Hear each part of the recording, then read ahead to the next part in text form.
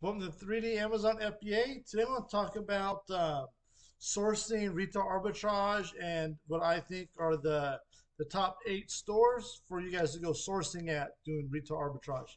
So before I get into it, make sure you guys like, subscribe to the channel. I really appreciate it. All right, so if you've been watching my channel for quite a while, Walmart is my most profitable place for doing retail arbitrage. Even with them increasing their food prices about 20% over the last year, toys they've gone up about 20%. The dining, like Pioneer Women stuff that I sell, has gone up about 10% roughly. Walmart has been raising the prices a lot over the last 12 months. I in the stores locally 7 different times in the last say 14 months they've raised their prices. Walmart still is my most profitable store, and the trick to sourcing Walmart is I know there's a lot of people that do like clearance that use I forget what it is, brick, whatever, and go looking for clearance items. I don't do clearance much at Walmart. I mean, I do every once in a while, but it's very uncommon. In California, at least locally, they don't really do big clearance sales. It's very rare that I see stuff marked down more than like 5%, 10%. Sometimes they even put stuff on the clearance aisle with the clearance tag with the regular price on it. So clearance is pretty terrible where I'm at. But Walmart's very good for replenishable items. They seem to get the stuff that I sell in stock every 2 or 3 days. And I go down to the store and I put about $500 worth of stuff in my cart, anywhere from 500 to 1,000, depending upon how much they have in stock. And I buy the same, spend the same amount on the same stuff every single time. And I do that at 2 Walmart supercenters and a Walmart grocery, where I just load up on grocery items, buy them and go about my day. So Walmart, the trick is, at least for me, is the replenishable items.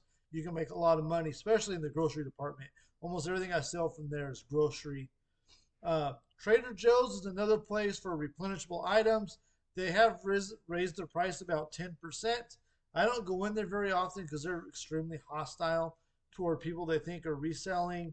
They're actually pretty rude to me and whatnot. So I don't go to that side of town very often, anyways. So I don't go there as much as I would like to, because I like to give my money to places that are friendly and that make you feel welcome and are grateful for your business. But Trader Joe's is really good for replenishable items. When I go in there, I literally fill the cart up just with the same old stuff without even looking for nothing new. It's easy, $300-400 I spend every time I go into Trader Joe's. But they're very good for replens as well. Grocery Outlet is my favorite place to go now for treasure hunts. I call it, for because Grocery Outlet, they're a discount grocer, and they always get all kinds of random stuff in. They never have. Well, they do have a few things they always have, but for the most part, they get in new stuff every Thursday locally. At least that's what their store managers told me. They get the shipments on every Thursday.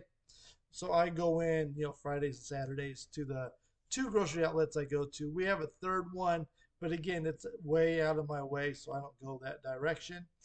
But I go in there. I'll spend anywhere from $100 to $500 every time I walk in the store. If I have a second person with me, I easily fill up 2 shopping carts. Sometimes I'll do it when I'm by myself. Um, fill up 2 shopping carts.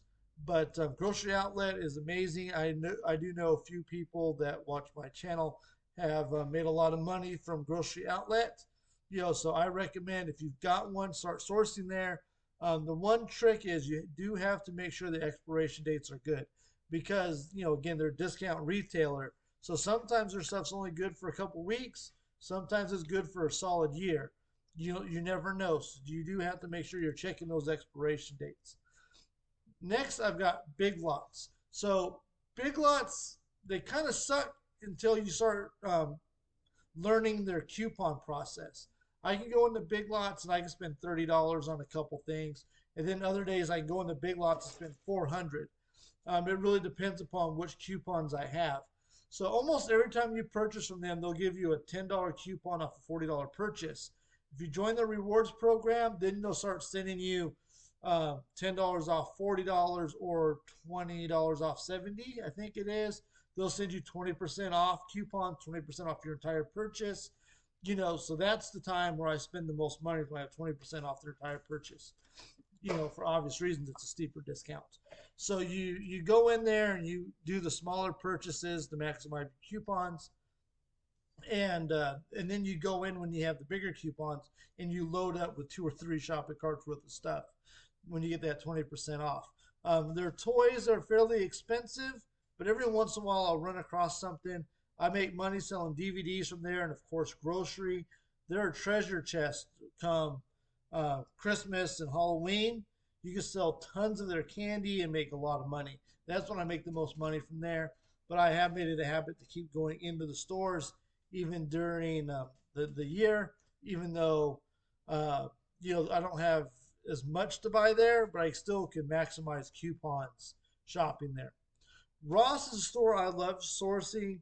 Um, they've been pretty crappy the last few months. They've raised their prices on their bras 50%. The bras used to be $8.65 including tax, so $7.99 regular price. Now they're selling them for $12.99. They really have been pretty crappy with their toys, though lately they have gotten a better selection and I've started making money from them again. I sell a lot of mugs from Ross. Every once in a while I'll find clothes, but it's not very often. During was it back to school season, I'll sell a lot of backpacks and lunch pails from them. But I do recommend going into Ross, even though they've been pretty lousy lately. But I really enjoy going into Ross. I like the treasure hunt of Ross. And that leads me to DD's Discounts. They've been better than Ross lately. They are owned by the same company, and a lot of times they will have the same exact products as Ross. They're typically $1 cheaper though than Ross is. This past weekend between the two stores, they had in this Coco Melon toy.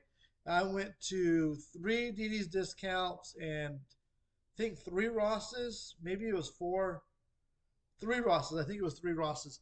And I picked up, I think it was 24 of this one toy, and I'm going to make $8 each, and it was like a $16 purchase.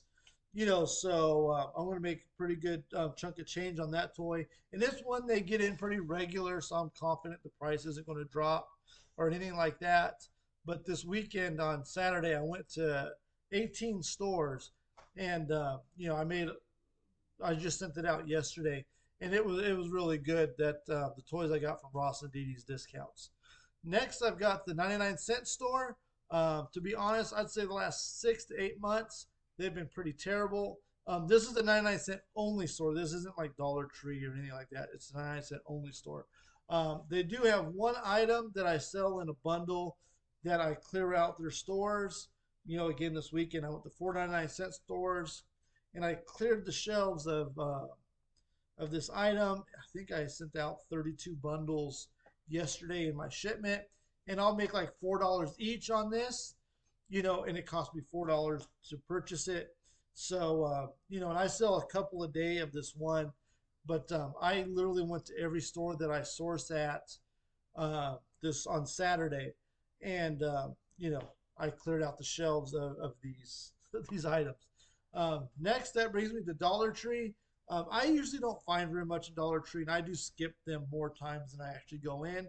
But they are good for getting DVDs and cereal. I sell a lot of cereal. You guys would really be surprised the amount of money I make on selling cereal. If you guys want to see a video on it, let me know, and I'll make a video about flipping cereal on Amazon. But Dollar Tree, every once in a while, I'll find like some condiments and stuff too. But they're really good on for DVDs, especially. I never found any toys there for me to flip. I don't think I've ever sold a toy from Dollar Tree. During the holidays, sometimes you can find candy there, but their bags are usually pretty small, and you only make like 20, 30, 40 cents each. So I don't really go there that often. And the last store I'm going to talk about is Target. Target, again, is pretty hard to source. I don't usually find a whole lot at Target. I do have a couple grocery replens I get from them. Every once in a while, there'll be some Funko Pops that are worth flipping. I do find clearance from Target from time to time, and I do make some money flipping Target clearance. But mainly, I only go to Target if there's a really good promo going, like if they do buy two get one free on board games, or get 10% off your entire purchase. If you get if you spend $100 on toys, you get $25 off. Whenever those coupons come up, that's when I typically source Target. But for some reason, I find Target is the competitors selling on Amazon price tank Target like nobody's business. It is insane how fast I see things uh, drop in price, specifically from Target. They're the price tanks from Target more than any other store. Ross and D's discounts pretty bad. Like for example, I bought this massive Loot Llama toy from Ross. I bought like four of them, and it was selling for like $150, and it cost me 15. And the price is going for 65 right now. So the price dropped like $80 on this one specific item, and I got that from Ross. And whenever there's something that's severely overpriced, that does happen from those stores. But Target, even on a $30 toy, I've seen the price drop to like $15 almost overnight. And for some reason, FBA sellers sell like Target exclusive toys for less than what Target's selling it for. And I don't understand how these people can do it and be profitable. Maybe these sellers are stealing it. I don't even know. But it is insane that to me that Target has such a competitive market on Amazon. But this is my take on my 8 favorite stores to source at. If you guys have some stores you like to talk about, drop it down in the comments. If you have any videos or any questions you want, let me know, and I'll be glad to make those videos for you to help you guys out with your Amazon business. But these are the 8 stores I probably source at the most. So I recommend checking them out and follow my tips on what to buy from these stores, and you guys can be more profitable and have more things to sell. So make sure you guys like and subscribe to the channel. Thank you for watching.